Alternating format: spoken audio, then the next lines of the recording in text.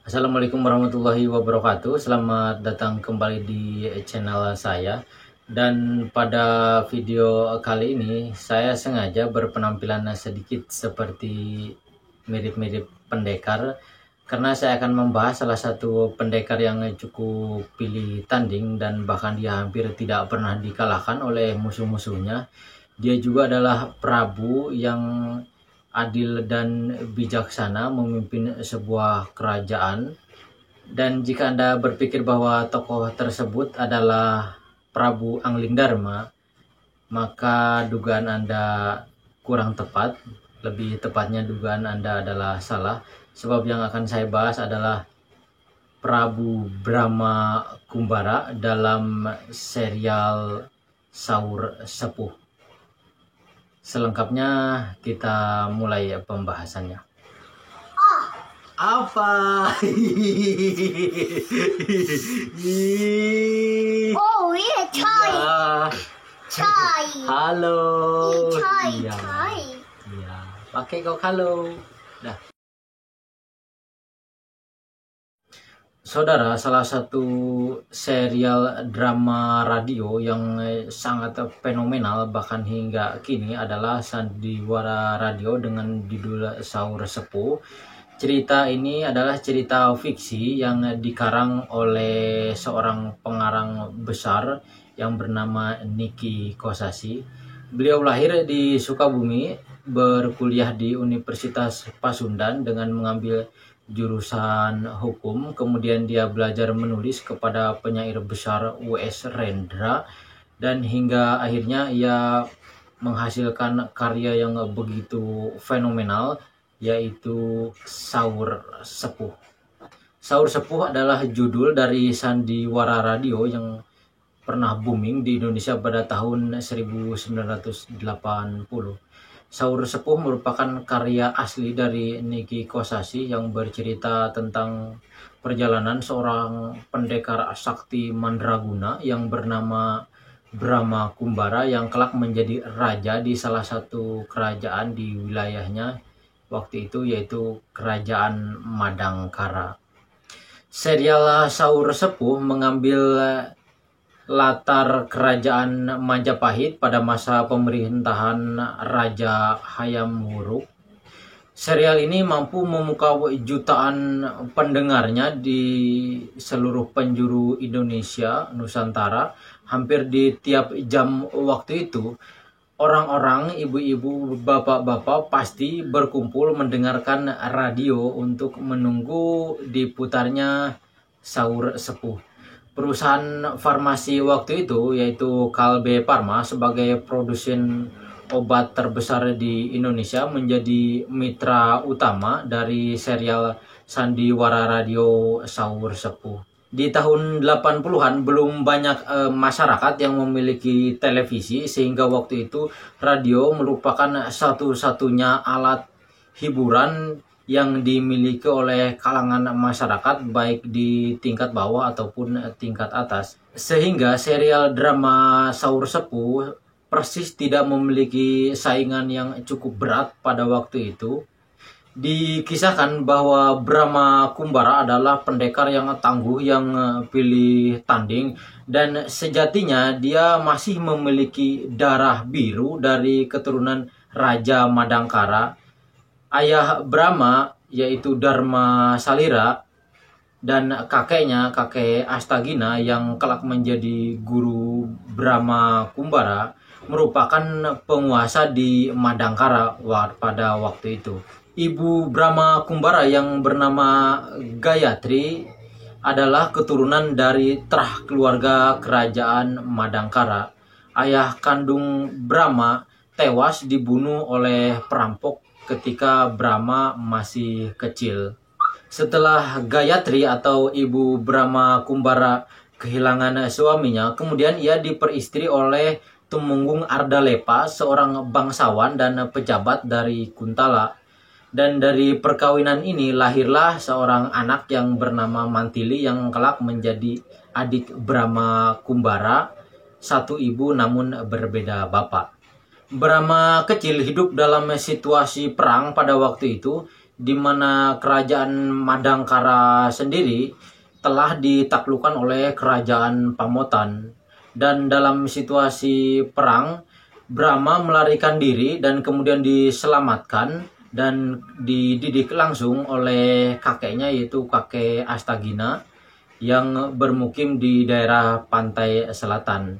Dan dari kakek Astagina inilah Brahma menguasai banyak ilmu kedikjayaan, dan salah satu ilmu yang cukup fenomenal pada waktu itu adalah ilmu serat jiwa, di mana banyak sekali pendekar-pendekar yang ingin menguasai ilmu tersebut, namun tidak banyak yang bisa menguasainya sampai ke tingkat akhir, yaitu tingkat 10. Niki Kosasi sebagai pengarang dan juga tim menyadari bahwa kekuatan dari sebuah sandiwara radio adalah pengisi suaranya, dan sandiwara radio Saur Sepuh benar-benar memilih orang-orang yang tepat, yang pas untuk mengisi karakter dalam setiap tokoh yang diceritakan. Seperti tokoh Brahma Kumbara diisi oleh Ferry Padli, yang di kemudian hari ia juga yang mengisi suara dari serial sinetron kolosal Prabu Angling Dharma. Untuk pengisi suara Mantili dipercayakan kepada Eli Ermawati, yang di kemudian hari setelah dibuatkan filmnya, Eli Ermawati juga berperan sebagai Mantili, musuhnya Lasmini. Dan salah satu suara yang fenomenal bahkan sampai sekarang menurut saya adalah Maria Untu. Suaranya cukup khas, cukup berkarakter, bahkan tidak hanya di serial Saur Sepuh, suara Maria Untu terdengar cukup nyaring. Jika Anda masuk ke bioskop-bioskop pada hari ini, Anda masih bisa mendengarkan suara Maria Untu, yaitu panggilan sebelum dimulainya bioskop. Mohon perhatian. Pintu teater 1 segera dimulai. Nah, kurang lebih seperti itulah suara Maria Untu. Ada banyak judul dalam serial sandiwara radio Saur Sepuh, diantaranya ada Darah Biru, Perjalanan Berdarah, Singgasana Berdarah, Bara di Bumi Angkara, Banjir Darah di Bubat, Sastrawan dari Jamparing, Sengketa Tanah Leluhur, Satria Madangkara, dan lain-lain sebagainya. Tokoh yang sangat berkesan bagi penonton dalam serial sandiwara radio Saur Sepuh tentu saja tokoh utamanya, yaitu Brahma Kumbara. Sedangkan untuk tokoh wanitanya yang cukup melekat di kalangan masyarakat bahkan sampai hari ini, seperti tokoh Mantili ataupun tokoh Lasmini. Tokoh-tokoh tersebut cukup akrab di telinga para pendengar serial sandiwara radio tempo dahulu. Setelah serial drama sandiwara radio Saur Sepuh mendapatkan kesuksesan yang luar biasa dari masyarakat, akhirnya pada tahun 1987 dibuatlah film pertama dari serial Saur Sepuh dengan judul Satria Madangkara. Film ini digarap oleh sutradara Imam Tantowi, dan yang berperan sebagai Brahma Kumbaranya waktu itu adalah Pandi Pradana. Perawakan yang gagah, yang berotot yang dimiliki oleh Pandi Pradana dirasa cocok untuk memerankan tokoh Brahma Kumbara. Film ini meraih nominasi pada Festival Film Indonesia tahun 1988 untuk penata musik dan penata artistik terbaik. Film ini juga meraih Piala Citra untuk penyunting film terbaik. Selain Pandi Pradana yang memerankan tokoh Brahma Kumbara, nama-nama lain yang ikut serta pada waktu itu seperti Murti Sari Dewi yang berperan sebagai Lasmini, ada Hengki Tornado, Aneka Putri, dan banyak yang lainnya. Sukses dengan film pertama yang berjudul Satria Madangkara, akhirnya pada tahun 1988 kembali dibuat film kedua dari Saur Sepuh dengan judul Pesanggerahan Keramat. Tokoh-tokohnya masih sama seperti pada film pertama, ada Fendi Pradana sebagai Brahma Kumbara dan ada Eli Ermawati yang menjadi Mantili.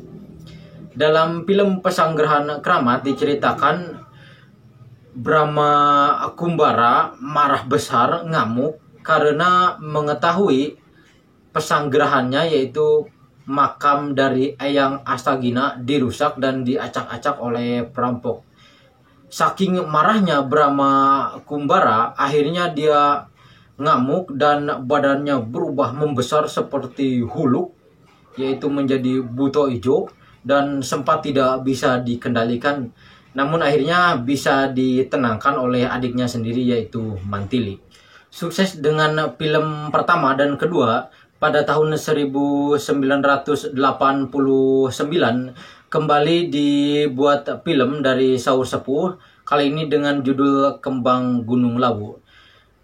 Di film tersebut diceritakan perjalanan tokoh Lasmini yang menuntut dendam karena di masa lalu ia sempat dinodai kehormatannya oleh para perampok.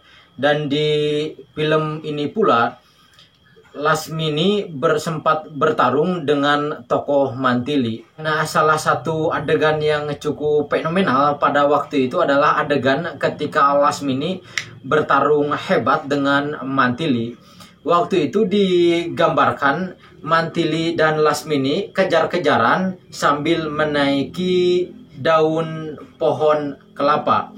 Di masa itu efek-efek seperti itu memang belum pernah ada, dan di film Saur Sepuh dengan judul Kembang Lawu tersebutlah efek sekeren itu dihadirkan.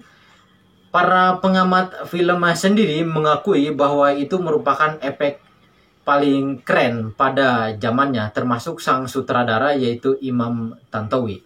Pada tahun 1991 kembali dirilis film keempat dari Saur Sepuh dengan judul Titisan Darah Biru. Di film ini muncul nama-nama baru seperti Devi Permatasari dan juga Agus Kuncoro.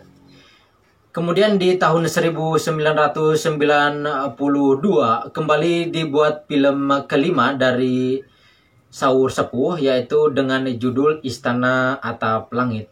Berbeda dari film-film sebelumnya di mana Imam Tantowi yang menjadi sutradara, di film kelima ini sutradara digarap oleh Toro Margen. Namun masih dibintangi oleh nama-nama sebelumnya seperti Murti Sari Dewi dan juga Fandi Pradana. Setelah sukses dengan serial drama radio dan juga film-filmnya, pada tahun 1993 Saur Sepuh diangkat ke dalam layar kaca dalam bentuk sinetron. Kali ini digarap oleh PT Global Media Nusantara. Waktu itu peran Brahma Kumbara tidak lagi dimainkan oleh Fandi Pradana, melainkan diganti oleh George Rudi. Sedangkan untuk peran Lasmini masih tetap sama, dimainkan oleh Murti Sari Dewi. Pada tahun 1995, PT Menara Gading yang merupakan cikal bakal dari PT Gentra Buana Pitaloka menggarap ulang cerita Brahma Kumbara dengan sedikit ada perubahan-perubahan. Dan di sinetron ini pula ada nama baru yang diperkenalkan dan kemudian namanya cukup populer di sinetron-sinetron kolosal kerajaan, yaitu Anto Wijaya yang memerankan sosok Brahma Kumbara. Pada tahun 2017, rumah produksi Cinemark mencoba menggarap kembali Saur Sepuh, dan waktu itu peran Brahma Kumbara dimainkan oleh Samuel Zegwin. Namun sambutan penonton pada waktu itu tidak sesuai dengan yang diharapkan, hingga akhirnya sinetron tersebut hanya tayang kurang dari 20 episode. Demikian penyampaian dari saya. Mohon maaf apabila ada hal-hal yang saya sampaikan kurang tepat dan juga tidak sesuai. Saya mohon koreksi dari para pendengar maupun penonton setia serial Saur Sepuh. Saya membuat video ini karena saya sangat menyukai serial Sahur Sepuh, baik versi sinetron maupun versi filmnya. Sekian, wassalamualaikum warahmatullahi wabarakatuh.